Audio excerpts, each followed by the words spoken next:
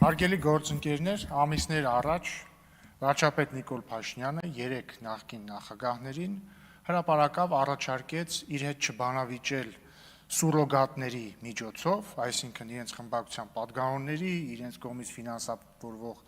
լրատվամիջոցների եւ լրագրողների միջոցով եւ գալ եւ բանավիճել կամ լռել առհավետ ներողություն։ Նախկին նախագահները, այսպես կոչված, չգիտեին ինչ անեին, բայց նրանց միջի խելացին Լևոն Տեր-Պետրոսյանը, որը մի փոքր գերազանցում է ինտելեկտով Սերժ Սարգսյանին եւ հատկապես Ռոբերտ Քոչարյանին, գտավ մի հանճարեղ ասելիք եւ ասեց. հրապարակեք բանակցային փաստաթղթերը եւ այդպես։ Ի պատասխան բանավեճի հրավերի ասեց. դու հրապարակի բանակցային փաստաթղթերը։ Դե ինչ, սիրելի 3 նախագահներ, այսպես կոչված, բանակցային փաստաթղթերը այսօր հրապարակվեցին եւ ըստ էության դուք կամ պիտի գաք Փաշինյանի հետ բանավեճի,